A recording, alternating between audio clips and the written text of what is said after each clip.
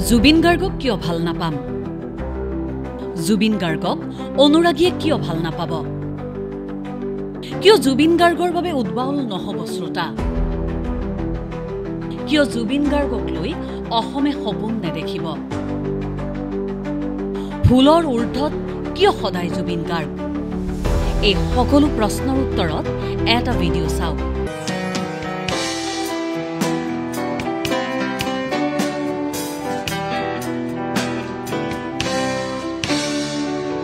এয়াই জুবিন গাৰ্গ, বহেমিয়ান, উশৃংখল, উদাসীন, অথচ মায়াবী আৰু সুগভীৰ। সেই মায়াবী কণ্ঠেৰে আকৌ এবাৰ দৰ্শকক জুবিনে সোঁৱৰাই দিলে, মই আছো, মই থাকিম, মোৰ গীতৰ উন্মাদনাৰ মায়াজাল থাকিব, মই গীতেৰে আতি আতি দৰ্শক শ্ৰোতাক বান্ধি ৰাখিম, অনুৰাগীৰ মাজত মই থাকিম উৎসাহৰ ঢল হৈ। মায়াবিনী ৰাতিৰ বুকুত সেই জুবিনৰ পুৰণি ছবিখন আকৌ এবাৰ দেখা পালে অনুৰাগীয়ে। মায়াবিনী ৰাতিৰ বুকুত দেখা পালো তোমাৰ ছবি, ধৰা দিনা গোপনে আহি ইয়াৰ খুন। এটা নাম, জুবিন গাৰ্গ। নামটো শুনিলেই সকলো চিঞৰি উঠে, উৎসাহিত হৈ উঠে, শুনা যায় উল্লাসৰ চিঞৰ। এয়াই যে আবেগ জুবিন গাৰ্গৰ প্ৰতি লাখ লাখ অনুৰাগীৰ, শ্ৰোতা দৰ্শকৰ বাবে বুকুৰ কুটুম জুবিন গাৰ্গ।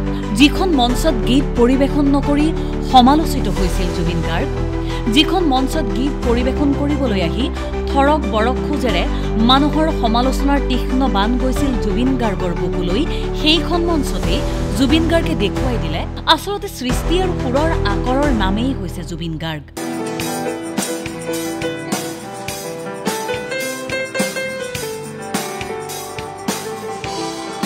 কিন্তু এইবাৰ তাৰ মাজতো আছে কিছু ব্যতিক্ৰম।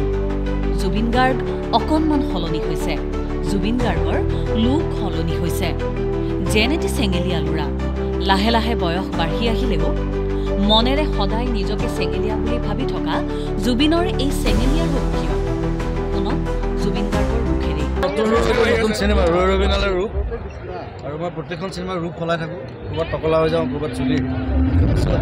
এইখনত এনেকৈ ওলাইছোঁ, আৰু মই এইখনত মই ব্লাইণ্ড আছোঁ, মই অন্ধ হৈ ওলাম। নাই, সংবাদকৰ্মীৰ সেই ভিৰ ঠেলা হেঁচাত খং উঠা নাই জুবিন গাৰ্গৰ।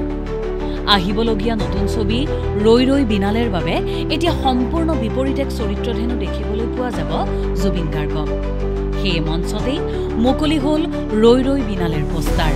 দেখিবলৈ পোৱা গ'ল ৰৈ ৰৈ বিনালেত কিটো ৰূপত দেখিবলৈ পোৱা যাব জুবিন গাৰ্গক। সেইটো ৰূপ আৰু বেলেগ, খালি ষ্টেজত সেইটো কৰিবলৈ অকণমান দিগদাৰ। তথাপি আজি আমি প্ৰথম পোষ্টাৰ ৰিলিজ কৰিছোঁ ৰঙালী ফেষ্টিভেলত, আৰু এইটো আমাৰ কাৰণে এটা ভাল এটা প্লেটফৰ্ম। তাৰ মাজতেই জুবিন গাৰ্গৰ প্ৰশংসাত পঞ্চমুখ হৈ পৰিল বলিউডৰ প্ৰতিষ্ঠিত গায়ক নীৰজ শ্ৰীধৰ। ইয়ালে গীতটোৰ পৰাই হেনো বন্ধুত্ব আৰম্ভ হৈছিল জুবিন গাৰ্গ আৰু নীৰজ শ্ৰীধৰৰ। জুবিন গাৰ্গৰ সৈতে থকা বন্ধুত্বৰ কথা এনেকৈ কৈ গ'ল প্ৰতিষ্ঠিত গায়ক নীৰজ শ্ৰীধৰে।